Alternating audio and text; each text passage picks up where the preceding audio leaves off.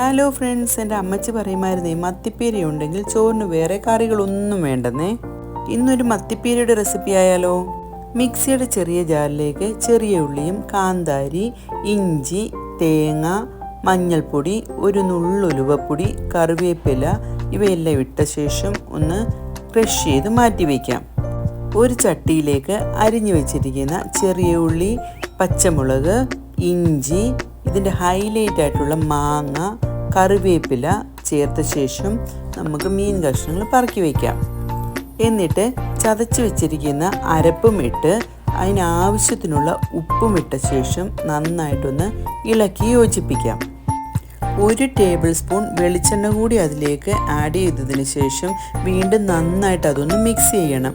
Mix ചെയ്ത് ആ മീനിലേക്കെല്ലാം വെളിച്ചെണ്ണ പിടിച്ച് കഴിയുമ്പോൾ ഒരു 2 കഷ്ണം പുളിയും ഇട്ട് ഈ മിക്സിയുടെ ജാറിൽ അത് കഴുകി ആ വെള്ളം കൂടി ഒഴിച്ചിട്ട് നന്നായിട്ടൊന്ന് ഇളക്കി ഒതുക്കി വെച്ചിട്ട് അടച്ച് നമ്മൾ ഇതൊരു മീഡിയം ഫ്ലെയിമിൽ വേവിച്ചെടുക്കണം. ഇടയ്ക്കൊന്ന് ഇളക്കി കൊടുക്കണം കേട്ടോ. എന്നിട്ട് അത് വീണ്ടും അടച്ച് വെച്ച് വെള്ളം വറ്റുന്നത് വരെയും വേവിക്കണം. അതിനുശേഷം അതിലേക്ക് 1 ടേബിൾ സ്പൂൺ പച്ച വെളിച്ചെണ്ണയും ഒഴിച്ച് കറിവേപ്പിലയും ഇട്ടിട്ട് അത് ഫ്ലെയിം ഓഫ് ചെയ്യണം. നല്ല അടിപൊളിയായിട്ടുള്ള മത്തിപ്പീര റെഡിയായി. എൻ്റെ ചാനൽ ഇഷ്ടമായാൽ ഒന്ന് ലൈക്കും കമൻറ്റും ഷെയറും സബ്സ്ക്രൈബും ചെയ്യണേ.